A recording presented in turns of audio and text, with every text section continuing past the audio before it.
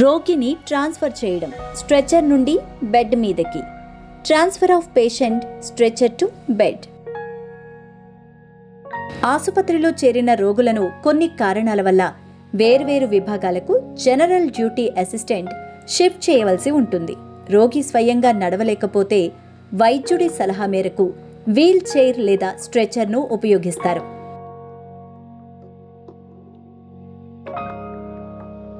దీనికోసం రోగిని బెడ్ నుండి స్ట్రెచర్కు, తరువాత స్ట్రెచర్ నుండి బెడ్కు ట్రాన్స్ఫర్ చేయాల్సి ఉంటుంది. స్ట్రెచర్లు వివిధ రకాలుగా ఉంటాయి.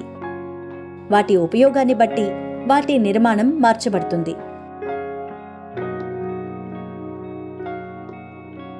Foldable stretcher, flexible stretcher, stair chair, basket stretcher, spine board, pedi board.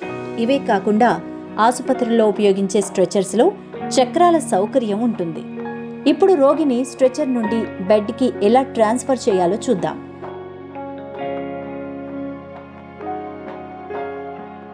ముందుగా రోగి కేస్ పేపర్ను తనిఖీ చేసి సరైన రోగిని షిఫ్ట్ చేస్తున్నారని నిర్ధారించుకోండి. రోగిని ఏ విభాగానికి బదిలీ చేయాలో ఆ విభాగానికి చెందిన చార్జ్ నర్సుకు తెలియజేయండి. మంచం సిద్ధంగా ఉందని నిర్ధారించుకోండి. రోగికి మరియు అతని కుటుంబ సభ్యులకు షిఫ్ట్ చేయడానికి గల కారణం, ఎక్కడికి మరియు ఎలా షిఫ్ట్ చేస్తారో తెలియజేయండి. చేతులు కడుక్కున్న తర్వాత మాత్రమే అన్ని విధానాలను నిర్వహించండి. అవసరమైతే గ్లౌజులు ధరించండి. స్ట్రెచర్ లోపలికి వెళ్ళడానికి తగినంత తలుపును తెరవండి. రోగి తల ఏ వైపు ఉంటుందో దాని ప్రకారమే స్ట్రెచర్ను అడ్జస్ట్ చేయండి. రోగిని స్ట్రెచర్ నుండి బెడ్ పైకి తరలించడానికి 3 నుండి 4 సిబ్బంది అవసరం కావచ్చు. స్ట్రెచర్ మరియు బెడ్ ఎత్తు సమానంగా ఉండేలా చూసుకోండి. రెండింటినీ చాలా దగ్గరగా తీసుకురండి.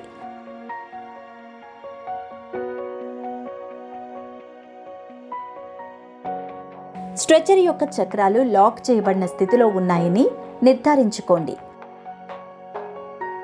ఒక సిబ్బంది రోగి తల వద్ద, ఒకరు పాదాల వద్ద మరియు మరొకరు నడుము వద్ద స్ట్రెచర్ పక్కన నిలబడతారు. 4వ సిబ్బంది రోగి నడుముకు అనుగుణంగా ఉండాలి, కానీ మంచంకి అవతలి వైపు ఉండాలి. రోగి తల కింద దిండు ఉంటే దాన్ని తీసి మంచం మీద సరిగ్గా ఉంచండి. రోగి శరీరం కింద ఉన్న బెడ్షీట్ను సరిగ్గా చేసి దాన్ని మీ చేతిలో పట్టుకోండి.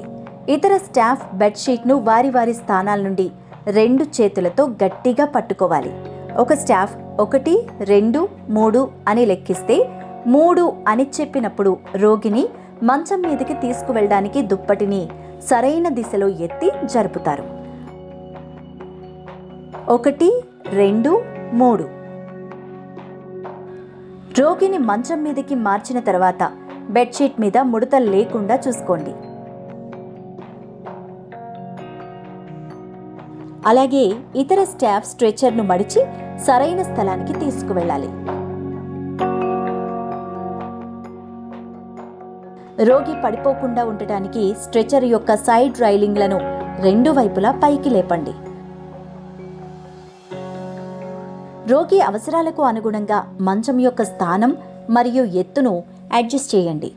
రోగి విశ్రాంతిగా ఉన్నారని నిర్ధారించుకున్న తర్వాత ఫైల్ లేదా కేసు పత్రాలను సంబంధిత విభాగానికి సబ్మిట్ చేయండి. రోగి ట్రాన్స్ఫర్ రిపోర్టును సమర్పించండి. ప్రక్రియ తర్వాత మీ చేతులను కడుక్కోవడం మర్చిపోవద్దు. గుర్తుంచుకోండి, రోగిని ఏ విభాగానికి షిఫ్ట్ చేయాలో ఆ విభాగాన్ని సంప్రదించి ట్రాన్స్ఫర్ గురించి వారికి తెలియజేయండి. రోగిని ట్రాన్స్ఫర్ చేసేటప్పుడు భద్రతా చర్యలను పాటించండి. నేలపై నీరు పడినట్లయితే లేదా ఇతర స్టాఫ్ వచ్చిపోతూ ఉంటే ట్రాన్స్ఫర్ని జాగ్రత్తగా చేయండి. దీనికోసం గది పరిస్థితిని ముందుగానే తనిఖీ చేయండి. రోగిని బదిలీ చేసే ముందు అతని బరువు మరియు ఏవైనా నొప్పి లేదా బలహీనమైన భాగాలను గమనించండి. స్ట్రెచర్ను కుదుపులకు గురి చేయవద్దు లేదా చాలా గట్టిగా నెట్టవద్దు. రోగి వద్ద సెలైన్, యూరిన్ బ్యాగ్ లేదా ఇతర పరికరాలు ఉంటే దాన్ని స్ట్రెచర్తో ఉంచండి. రోగికి ఎటువంటి హాని జరగకుండా జాగ్రత్త వహించండి. సైడ్ రైల్స్ పైకి చేయడం మర్చిపోవద్దు. కాల్ బెల్ రోగికి దగ్గరగా ఉండేలా చూసుకోండి. ప్రక్రియ సమయంలో బాడీ మెకానిక్స్ నియమాలను పాటించండి మరియు మీకు ఎటువంటి అనవసరమైన గాయం లేదా ఒత్తిడి కలగకుండా చూసుకోండి.